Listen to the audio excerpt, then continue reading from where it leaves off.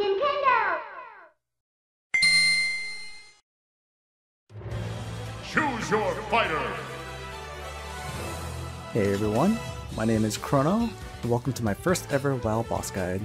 Today we'll be taking a look at Anduin Wrynn in the new Sepulchre of the First One's raid on heroic difficulty.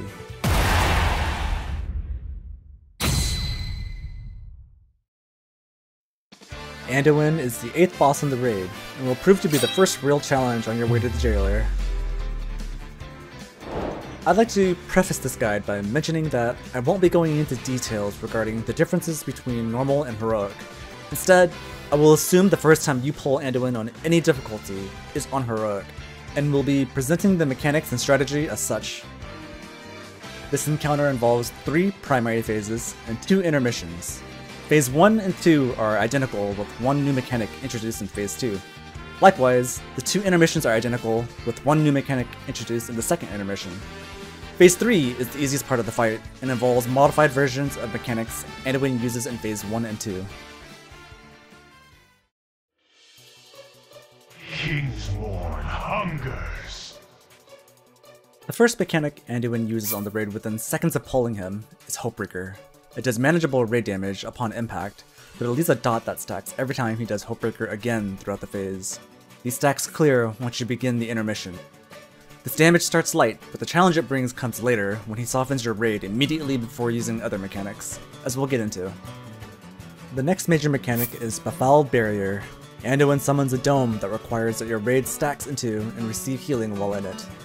Players only receive a quarter of all healing done while under the barrier, and the barrier absorbs the rest, causing it to shrink in size. You have 30 seconds to fully shrink the barrier, otherwise it explodes and deals raid damage based on its remaining size, as well as applying a heal absorb on all players. The tank swamp mechanic for Anduin is Dark Zeal. Every time he swings, he gains a 7% stacking melee attack speed buff. This is easily manageable for the healers at 10 stacks and below, but there will be periods in the fight where both tanks are separated for an extended period, and we'll have to deal with over 15 stacks while alone.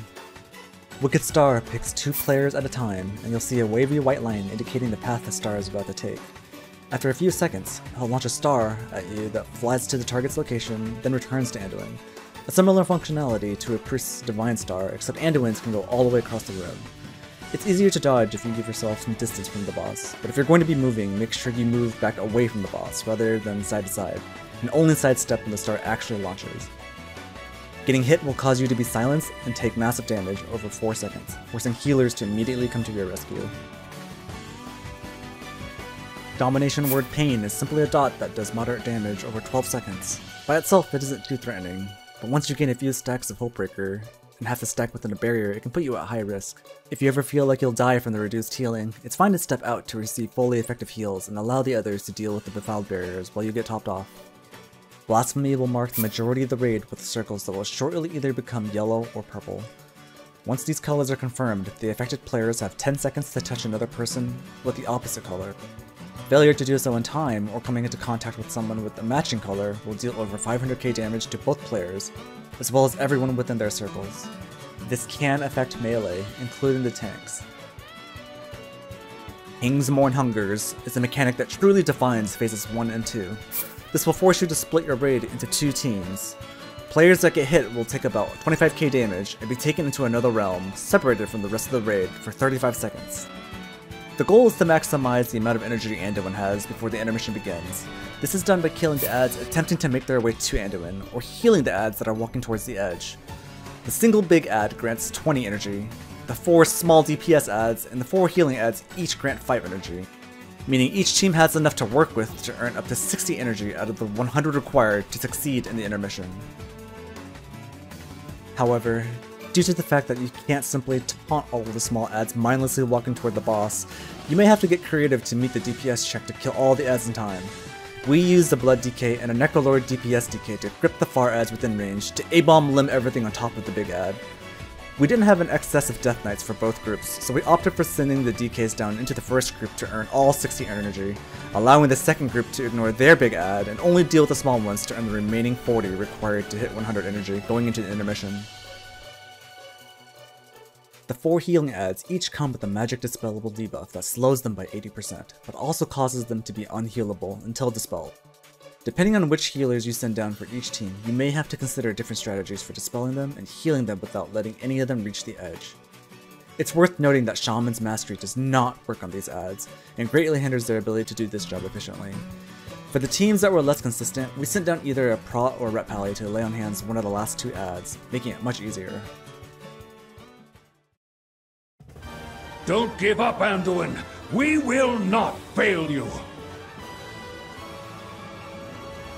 Shortly after the second team returns from downstairs, the first intermission begins. This is the hectic ad phase where the raid receives tremendous damage from all sources if unmitigated. Anduin will grant everyone Force of Will, which can grant up to 200% extra damage and 90% reduced damage taken. This buff scales with how much energy you were able to give to Anduin during phase 1.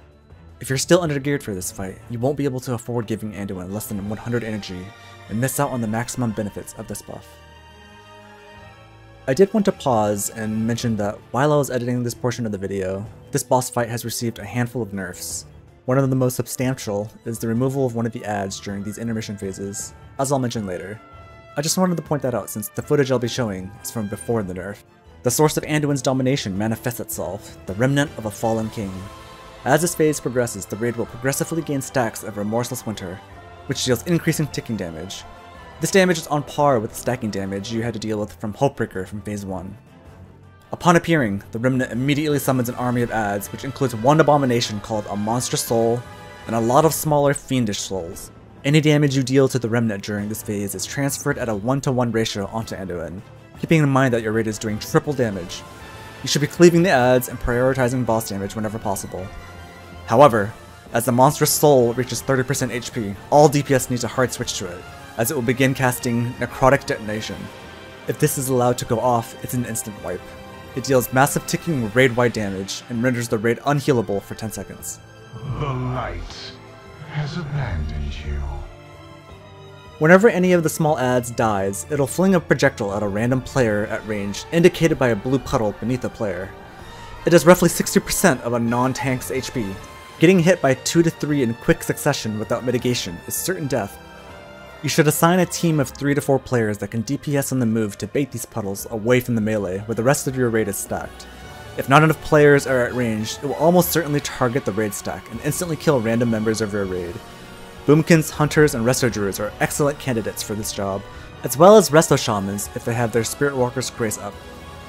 The tank swap mechanic for this phase is Soul Reaper, which deals a massive amount of damage to the tank, places a physical damage amp debuff on them, and increases the remnant's attack speed for a short period. Tanks should taunt swap as soon as this ability goes off.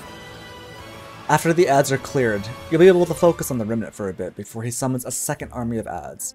With a nerf, this wave will only include the small adds and no Monstrous Soul at all, making this phase significantly easier. You'll only have to focus on dodging puddles and the increased ticking damage from Remorseless Winter. When Anduin pushes into phase 2, the entire raid will immediately lose their Force of Will buff.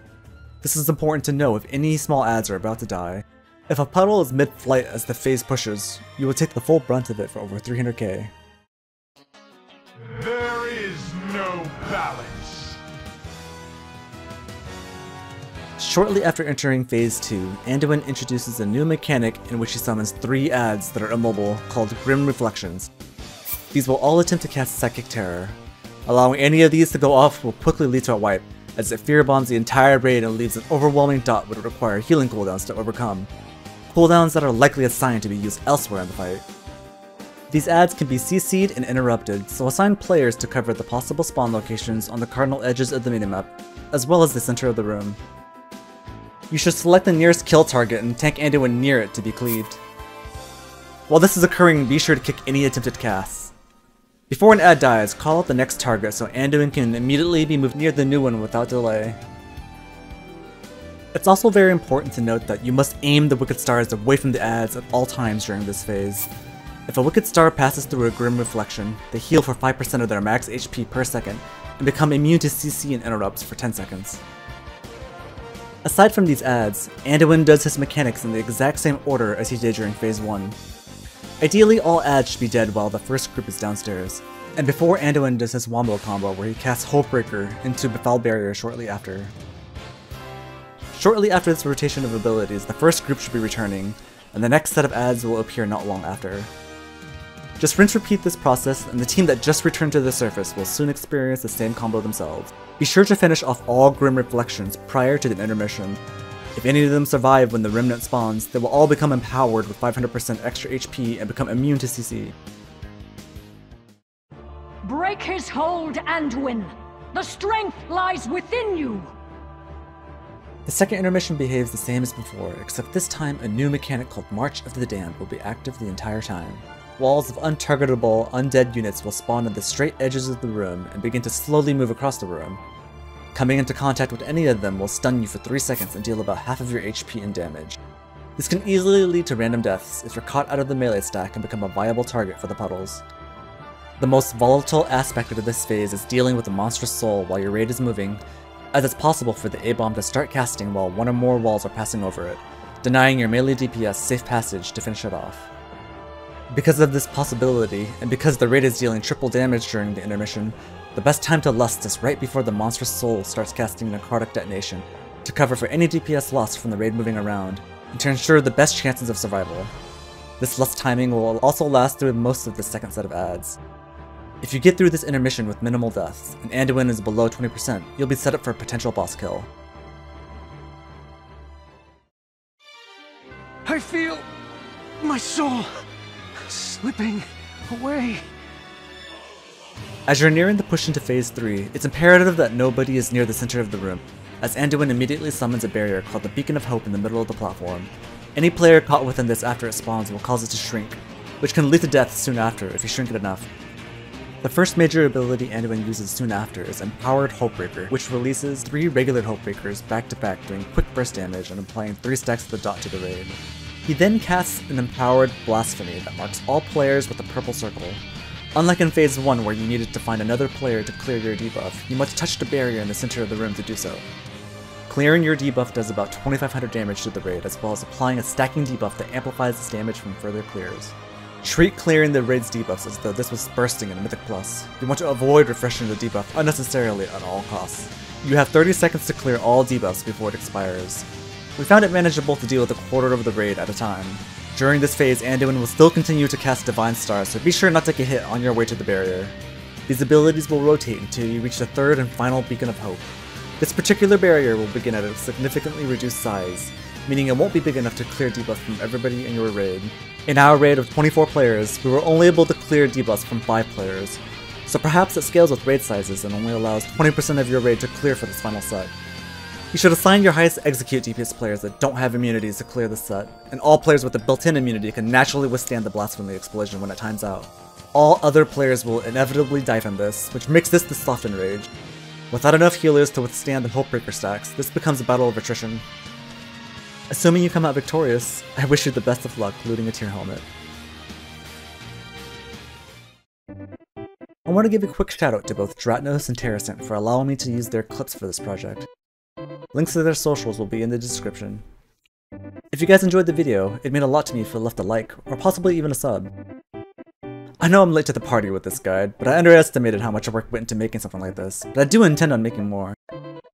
I wish everyone the best of luck on Anduin, and hope to see you guys on the next video. Until then, peace out.